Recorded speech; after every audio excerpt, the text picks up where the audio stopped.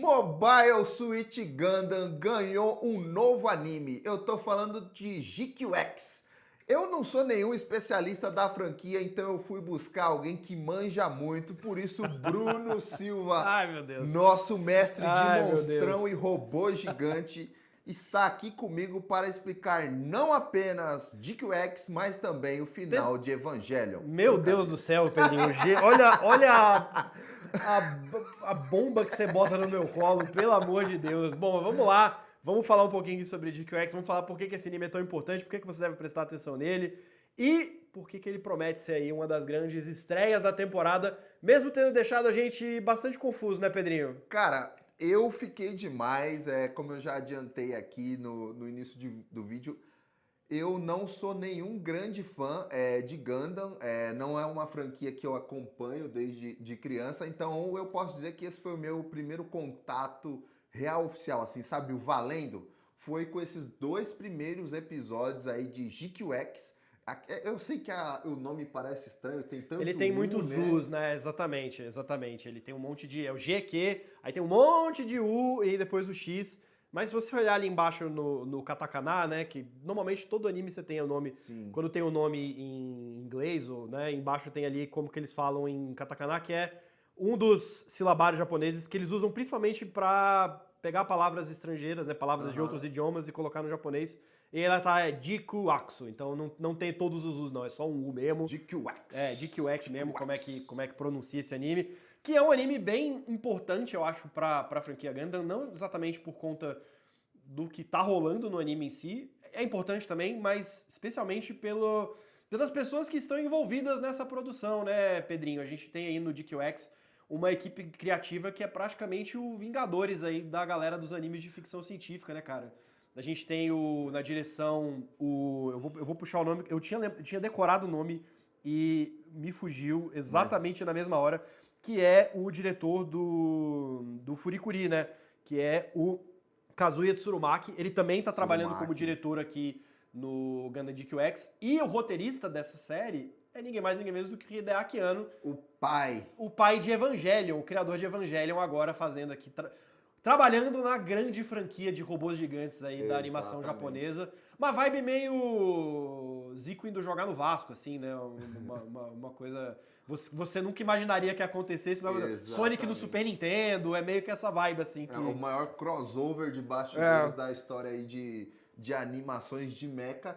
E a gente falou do Hideaki aqui e o anime tem uma pegada muito Evangelho, né? A gente assistiu junto, eu e o Brunão, e a gente estava comentando ao longo do episódio muitas características, muito apego a alguns detalhes ali que são muito a marca do Hideaki.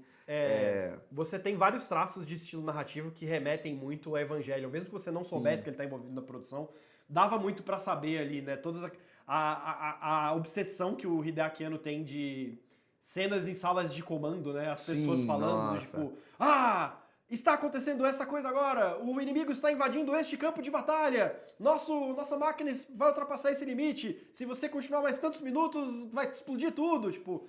Acontece em vários momentos aqui nesses dois primeiros episódios. Muitas coisas ali de tomadas específicas ali do robô se conectando, os troços girando, encaixando no outro, robô levantando. Tem muita coisa que remete ali à linguagem estabelecida pelo Evangelho, que é quase como que um ciclo se fechando, né? Porque Gundam é uma franquia que existe desde 1979.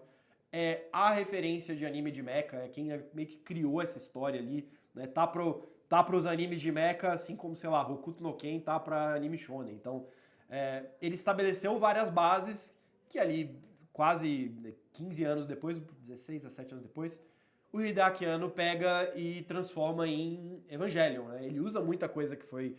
muita linguagem visual estabelecida por Gundam, tá no Evangelion, e agora todas essas referências que a gente conhece de Evangelion estão vindo de volta pra Gundam, numa história que você caracterizou muito bem, Pedrinho. Se você puder parafrasear aqui a frase que você escutou no primeiro episódio do anime, que você acha que descreve muito bem. Tem algum momento, pelo menos na versão dublada, foi como a gente assistiu, que a protagonista diz a célebre frase: não entendi nada, não faz sentido, mas eu entendi. Exatamente, é perfeito, assim, até porque a natureza como eles estão contando essa história é uma natureza meio picotada, né? Acho que aqui convém a gente explicar um pouquinho, dar o contexto de Gundam, que por ser uma franquia muito longa, ela tem várias linhas do tempo, né? Você tem um monte de obras que estão ali em uma linha do tempo, você tem obras que estão em uma outra, mas a linha do tempo mais famosa de Gundam chama Universal Century, ou Século Universal, onde você tem ali essa guerra entre a Federação da Terra e várias colônias espaciais, e essas guerras são travadas quase que primariamente por esses robôs gigantes chamados Mobile Suits, dos quais os mais avançados são os Gundam, né? São geralmente os robôs que fazem a diferença nessa guerra. E aí você teve vários animes de Gundam que acabaram sendo populares no Brasil. O Gundam Wing, eu acho que é o grande exemplo, né? Ele tá num pedaço muito mais pra frente dessa timeline, vários anos depois ali dos eventos do século universal, do Universal Century. O DQX é quase como que um... E se fosse um pouquinho diferente?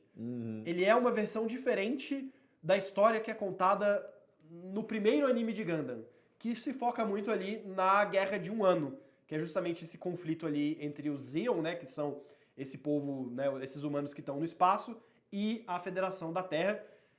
E a própria anime já conta isso de uma maneira muito picotada, porque o primeiro episódio a gente tá nessa colônia espacial, que você tem esse Gundam pintado de vermelho, super importante pra franquia, que é o Gundam do Char Aznavour, um dos personagens mais famosos de Gundam, que é o cara ali com aquele óculos, o chapéu, o capacete e tudo mais, a roupa vermelha, o cometa vermelho, né, como ele é descrito em Gundam.